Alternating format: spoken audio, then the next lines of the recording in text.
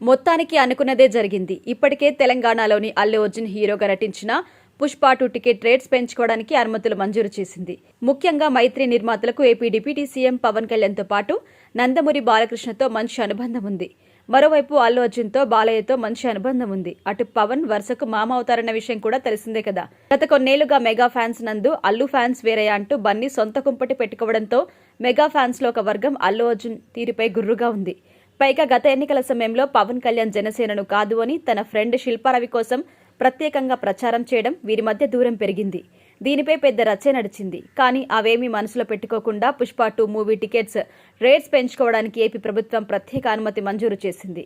ఇక ముందు రోజు తెలంగాణలో మాదిరిగానే రాత్రి ప్రీమియర్స్ ₹800 పెంచుకోవడానికి అనుమతి మంజూరు చేసింది.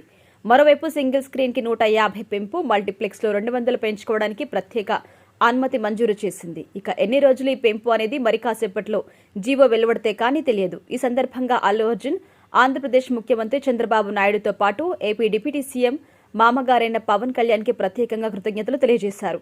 మొత్తంగా తెలంగాణ మాదిరే ఆంధ్రప్రదేశ్లో కూడా పెరిగిన టికెట్స్ ఎన్ని రోజులు ఉంటాయన్నది చూడాలి.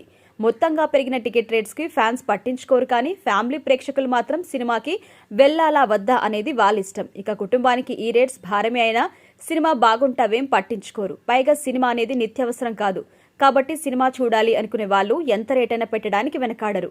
కంటెంట్ బాగుంటే పుష్ప 2 మూవీని ఆపడం ఎవ్వరి తరం కూడా కాదు.